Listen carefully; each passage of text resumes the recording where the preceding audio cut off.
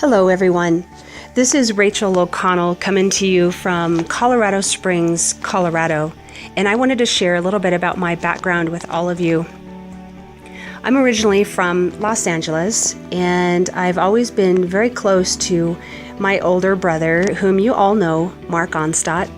We've always been very close ever since we were little kids, through our teenage years, and of course, through our adult years together as well. And we were separated by divorce at a young age, so I was raised primarily in a very small town in Pueblo, Colorado, a very small, hardworking, blue-collar union town. And this is where I grew up. If you see the picture on the left, that was our home. That's where I was raised. And the picture to the right is where I ate most of my meals, of course, at the Salvation Army. And, really thank goodness for these charitable organizations. When you have an opportunity to donate to these organizations, please do. There are a lot of people out there, and of course, mainly children, that need a lot of help. So I was always told when I was old enough to work that I needed to get a blue-collar union job. And so I did. I was hired with King Soopers at age 16. And became part of the United Food and Commercial Workers International Union. So I was pretty excited about that. When I was hired at age 16, my goal was to work hard, make sure that all the right people knew me and liked me, because my goal was to go straight to corporate. But instead, I went straight out on strike a few years later. I walked hours on the picket line just to save a dime of my pay and also, of course, to maintain our medical benefits that we had at that time. I wanted to become a produce manager, and I thought I did a pretty good job, as you can see in the picture, which resembles the pride that I took when it came to presentation.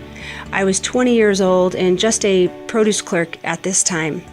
However, I worked hard to make sure that I did a really good job.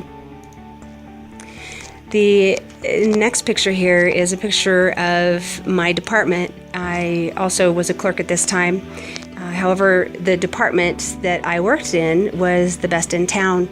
I was trying to work my way into management and eventually became a produce manager at age 24. I worked hard and I made millions of dollars for King Soopers with my skill set, hard work and long hours, and that is pretty much, I think, what we all do. And I missed out on all of the teacher-parent conferences, weekends, holidays, and was paid $30,000 a year to do it. I know, what was I thinking? So I was working for King Soopers and really going nowhere. As you can see in this picture here, I was moving watermelons from one barge to the next, and wasn't very happy at that point in time in my career. The next picture here is a picture of Q and I. And no, this is not the 80s in this picture. But this is where I met Quentin. I was 22 when we met, and I never planned on ever getting married. I never, ever wanted to go through what my parents went through when they were divorced. But I was married at age 29. So you can see I had a beautiful wedding. Our wedding was out at the Broadmoor Hotel and Resort here in Colorado, and it was just beautiful.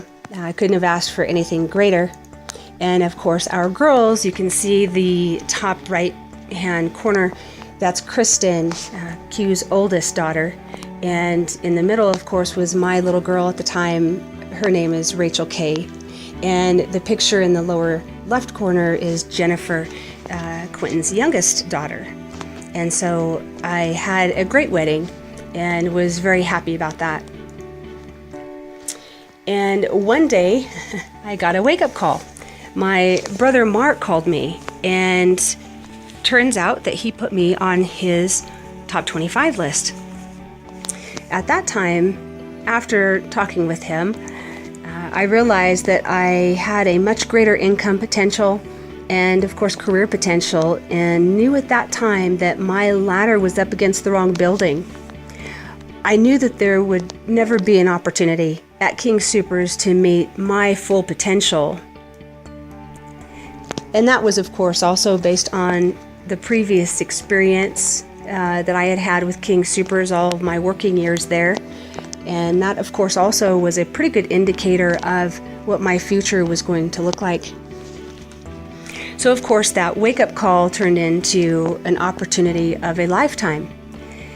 You can see here in this picture that I have, of course, I've been awarded trophies and plaques and, of course, graduated Elite Circle and hit my $100,000 ring, and have done a lot of great things with this company. And I walked away from King Soopers 11 years ago, and I also retired my husband too. We work together now and enjoy building our business together. My life, of course, is quite different now. I get to work with my husband and my brother Mark, which is awesome, and my sister-in-law. It's a family thing because we're not corporate, and I love what I do. I'm no longer limited as to what I can do, where I can go, and the money that I can make.